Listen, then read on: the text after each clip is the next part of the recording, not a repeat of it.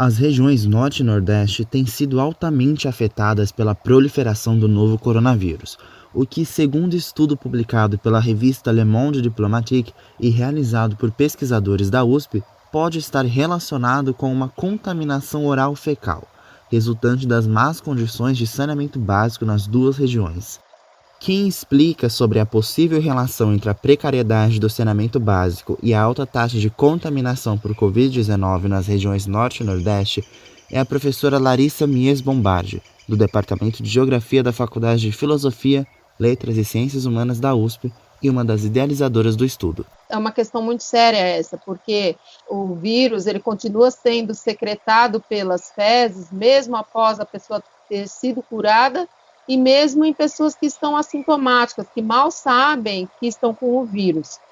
O que isso representa para um país em que o saneamento básico é precário e muitas vezes é inexistente, é um risco enorme. Porque se as fezes estão sendo secretadas com o vírus e na eventualidade de eu ter esses dois elementos, falta de coleta de esgoto, uma falta de tratamento de água, pode sim acontecer algo que é chamado de contaminação fecal oral, ou seja, as pessoas ingerirem o vírus por meio de vírus presentes nas fezes. Os pesquisadores da USP utilizaram como base trabalhos acadêmicos, um deles publicado na revista The Lancet, que atestam a presença do novo coronavírus nas fezes, mesmo em casos curados ou assintomáticos. Segundo dados de 2018 do Instituto Trata Brasil, o norte e o nordeste do país são as regiões com maior precariedade de coleta de esgoto e acesso à água, como demonstra Larissa, que focam nos estados do Amazonas e Ceará, localidades com altos índices de infecção por Covid-19. O que chamou a atenção naquele momento, que continua chamando a atenção? Por exemplo, o município de Manaus, que está vivendo um caos de saúde pública em função justamente dessa quantidade enorme de pessoas que estão infectadas. E qual é a pergunta, né, que a gente tem que fazer quando olha um mapa do Brasil com essa distribuição espacial das pessoas infectadas? É o que está por trás dessa representação espacial, ou seja, o que tem por trás desses municípios que justifiquem essa quantidade de casos. Então, para ilustrar isso, quando eu olho, por exemplo, para o município de São Paulo e do Rio de Janeiro, é esperado que eu tenha uma importante taxa de casos confirmados por milhão.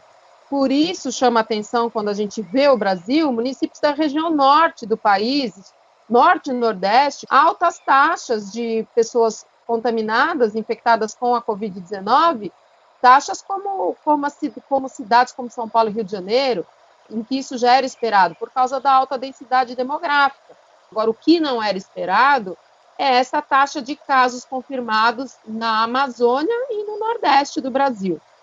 Eu uso os exemplos de Manaus e de outros, né, municípios nos arredores na Amazônia e do estado do Ceará. Quando eu olho a questão da coleta de esgoto, Manaus, que é uma metrópole, 87% da população não é atendida pelo serviço de coleta de esgoto. Na verdade, 87,5% da população de Manaus não tem acesso à coleta de esgoto. Ou, se quisermos olhar esse dado ao avesso, só 12,5% da população de Manaus é atendida com coleta de esgoto. O que isso significa? Que, de uma forma ou de outra, as pessoas estão, no seu cotidiano, lidando com seus excrementos e os dos outros, ou seja, com fezes e urina, digamos assim, dispersas ou no ambiente ou na água ou de alguma forma.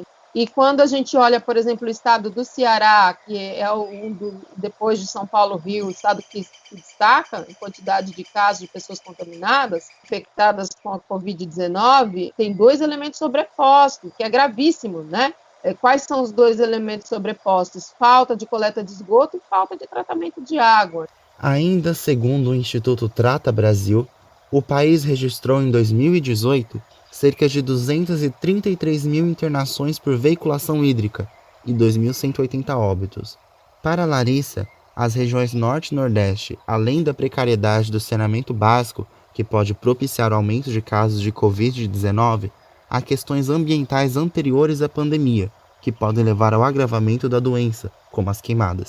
Na região Norte, nos últimos 2 anos, a gente teve um aumento muito significativo das queimadas. E tem estudos da Fiocruz que já indicaram uma quantidade muito grande de aumento de pessoas, e sobretudo crianças, que deram entrada nos hospitais em função de problemas respiratórios por conta da queimada.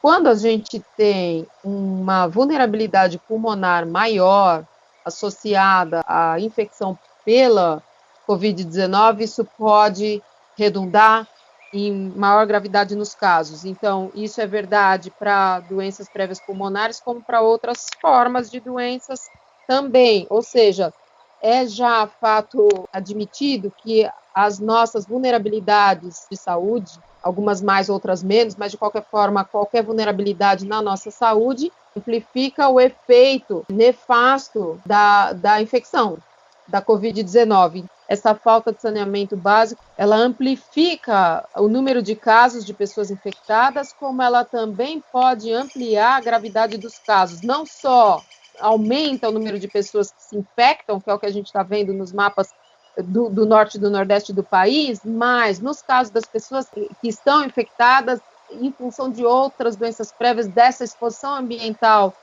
ao esgoto, isso pode ganhar uma maior gravidade. Acho que tem esses dois elementos juntos.